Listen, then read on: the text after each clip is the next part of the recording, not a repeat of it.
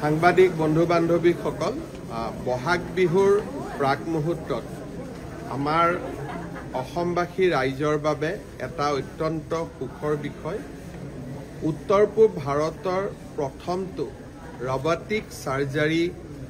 Procedure robotic সাৰ্জাৰী যিটো procedure বা robotic সাৰ্জাৰী ব্যৱস্থা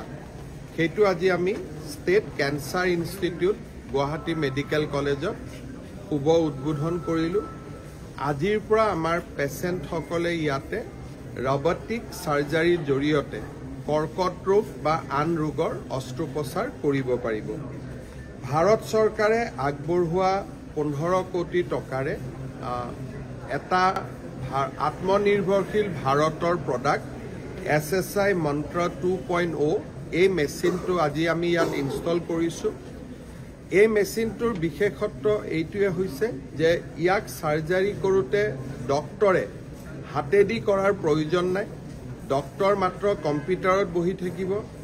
কম্পিউটাৰত AR VR ৰ জৰিয়তে সাৰ্জিক্যাল যিটো প্ৰচিডিউৰ কৰিব সেই এৰিয়াটো ডাঙৰ কৰি দেখা যাব আৰু ডক্টৰে কম্পিউটাৰত বহি ৰবটটোক ইনষ্ট্ৰাকচন দি থাকিব আৰু ৰবটটোৱে অপাৰেশ্যন কৰি গৈ থাকিব ইয়াৰ ফলত হাতেদি অপাৰেশ্যন কৰোতে সৰু খুৰা যি ভুল হ'ব পাৰে বা বহুত শৰীৰৰ অস্ত্ৰোপচাৰ কৰোতে অংগ পতংগ ডক্টৰে খালি চকুৰে দেখা নাপায় এতিয়া ইয়াত অগমেন্টেড ৰিয়েলিটি বা আন ব্যৱস্থাৰ জৰিয়তে ইমান ম্যাগনিফাই হৈ যাব যে সৰু সৰু টুকুৰা এটা ফুটবল যেন কৰি দেখা যাব আৰু তাতে ৰবটটোৱে গৈ গৈ ধুনীয়াকৈ অস্ত্ৰোপচাৰ কৰিব পাৰিব এনে ব্যৱস্থা কলিকতা চহৰত আছে নে নাই মই নাজানো কিন্তু ডেফিনেটলি নৰ্থ ইষ্ট ইণ্ডিয়াত নাই আৰু ইষ্টাৰ্ণ ইণ্ডিয়াটো খুবেই কম হ'ব অত্যাধুনিক ব্যৱস্থা ভৱিষ্যতে ইয়াৰ নেক্সট ডেভেলপমেণ্টটো হৈছে যে ডক্টৰজনে দিল্লীত বহিও একেটা কম্পিউটাৰত বহি দিল্লীৰ পৰা ৰবটটোক ইনষ্ট্ৰাকচন দি থাকিলেও ৰবটটোৱে সাৰ্জাৰী কৰি গৈ থাকিব ডক্টৰজন যে ইয়াতে বহি থাকিব লাগিব কোনো কথা নাই গতিকে যিটো কনসেপ্ট আছিল 5G 6G ওলোৱাৰ সময়ত যে আমেৰিকাৰ পৰা ডক্টৰেও গুৱাহাটীত অপাৰেশ্যন কৰিব পাৰিব তেনেকুৱা ব্যৱস্থা আমি ইয়াৰ নেক্সট ডেভেলপমেণ্ট বুলি ক'ব পাৰো বৰ্তমান ডক্টৰজন ৰুমতে থাকিব কিন্তু সাৰ্জাৰী টেবুলখন দূৰত থাকিব ডক্টৰজন বহুত দূৰত থাকিব ডক্টৰজনে মাত্ৰ কম্পিউটাৰত চাব তেওঁৰ গাত তেজু নালাগে তেওঁ কেচিও ল'ব নালাগে তেওঁ একো ইনষ্ট্ৰুমেণ্ট ল'ব নালাগে ডক্টৰজনে মাত্ৰ কম্পিউটাৰত অপাৰেট কৰি থাকিব আৰু ৰবটটোৱে ডক্টৰজনৰ কথা মতে সাৰ্জাৰী কৰি গৈ থাকিব এটা আপোনালোকে ভিডিঅ' এটাও ল'ব পাৰে বহুত বেছি এটা ডেভেলপ ইকুইপমেণ্ট এটা আমাৰ গুৱাহাটী মেডিকেল কলেজৰ কেন্সাৰ হস্পিটেলত আজি আৰম্ভ হ'ল প্ৰধানমন্ত্ৰী মোদী ডাঙৰীয়াক ধন্যবাদ জনাইছো যে কেন্দ্ৰীয় চৰকাৰে আমাক এটা সাহায্য আগবঢ়াইছিল তাৰ আমি সৎব্যৱহাৰ কৰিবলৈ সক্ষম হলো যোৱাকালিও মই কেবিনেটত কৈছো যে আমি ৰাজ্যজুৰি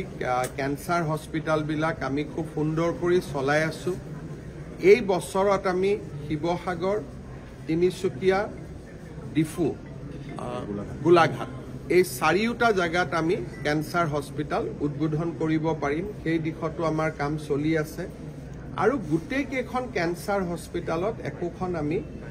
BSc নাৰ্সিং কলেজো স্টাৰ্ট কৰিম লগত বৰপেটাত ইতিমধ্যে আৰম্ভ কৰিছো বাকি কেন্সাৰ হস্পিটেল কেইখনৰ লগত আমি BSc নাৰ্সিং কলেজ একোখনো আৰম্ভ কৰিম আৰু এই BSc নাৰ্সিং কলেজ বিলাকত আমাৰ ষ্টুডেন্ট সকলক ইংৰাজী আৰু জাপানীজ ভাষাৰ আমি এক্সপোজাৰো দিম যাতে ভৱিষ্যতে তেওঁলোকে সুন্দৰ কেৰিয়াৰ এটাও বনাব পাৰে বহুবিলাক কাম হৈ আছে আজি বহাগ বিহুৰ প্ৰাক মুহূৰ্তত এনে সুন্দৰ কাম এটা অসমবাসী ৰাইজৰ বাবে অৰ্পণ কৰিবলৈ পাই মই গৌৰৱ অনুভৱ কৰিছো Guwahati medical college state cancer institute Assam cancer care foundation সকলোকে ধন্যবাদ আৰু অভিনন্দন জনাইছো ৰবটিক সাৰ্জাৰী খৰচটো কেনেকুৱা হ'ব পাৰে খৰচটো ডিপেন্ড কৰিব কিমান ইয়াতে ফিজ ঠিক কৰে তেনেকুৱা কোনো খৰচ বুলি ইয়াত আৰু বেলেগ খৰচ বুলি একো নাই বৰঞ্চ ইন ডেইজ টু কাম এতিয়া 15 কোটি টকা ইনভেষ্ট কৰিছে কাৰণে খৰচটো বেছি হ'ব বেছি মানে এটা ল'ব লাগিব কিন্তু এটা আপোনাৰ ওপৰত ডিপেন্ড কৰে নৰ্মেল সাৰ্জাৰী আৰু ইয়াৰ সাৰ্জাৰীৰ মাজত খৰচৰ কাৰণ মেডিচিনটো একেখিনিয়ে লাগিব পোষ্ট অপাৰেটিভ মেডিচিন একেখিনিয়ে খাব লাগিব, প্ৰি অপাৰেটিভ মেডিচিন একেখিনিয়ে খাব লাগিব, কিন্তু ইয়াতে নিখুঁত হ'ব আৰু ফিজত কোনো তাৰতম্য নাই। নৰ্মেল যি ফিজ এইটো একেই ফিজ হ'ব মোৰ মতেদি। ইয়াত খালি প্ৰথম অৱস্থাত যিহেতু টকা এটা ইনভেষ্ট কৰিছে, মেচিন এটা লগাইছে, প্ৰথম অৱস্থাত অকণমান থাকিলেও লাহে লাহে কষ্টবিলাক, আৰু আয়ুষ্মান ভাৰতততো কোনো কষ্টে নাই। আৰু ডিছচাৰ্জটো ফটক কৰি হৈ যাব, মানে পোষ্ট অপাৰেটিভ আপোনাৰ নৰ্মেল চাৰ্জাৰীত বহুত দিন থাকিব লাগে, হাতেদি কৰিলে ক'ৰবাত তেজ ওলাব, ক'ৰবাত ঘাঁ লাগিব, ক'ৰবাত কিবা লাগিব। ইয়াতে যিহেতু মেচিনে কৰিব আৰু ডাঙৰ স্কিনত কৰিব, সেইকাৰণে ইয়াতে পোষ্ট অফ ৰিকভাৰী বহুত সোনকালে হৈ যাব। এইটো মোৰ মতেদিতো উইথ বেংগলেই প্ৰথম হ'ব লাগে, কিন্তু তথাপিতো ডেটা নাথাকাকৈ ক'ব অলপ বেয়া লাগে, সেইকাৰণে নৰ্থ ইষ্টৰ ভিতৰত প্ৰথম বুলিতো ক'ব পাৰিয়ে। আৰু ভাৰতৰ বহুত ৰাজ্যতে এনেকুৱা প্ৰচিডিউৰ ডেফিনেটলি নাই। আৰু ইয়াৰ লগতে আমি শিলচৰ মেডিকেল কলেজ আৰু ডিব্ৰুগড় মেডিকেল কলেজতো 2টা ৰবটিক চাৰ্জাৰী ইউনিট আমি এইটো বছৰৰ ভিতৰতে স্থাপন কৰিম। আজি GMCত হ'ল, এই বছৰৰ ভিতৰতে আমি সেম মেচিন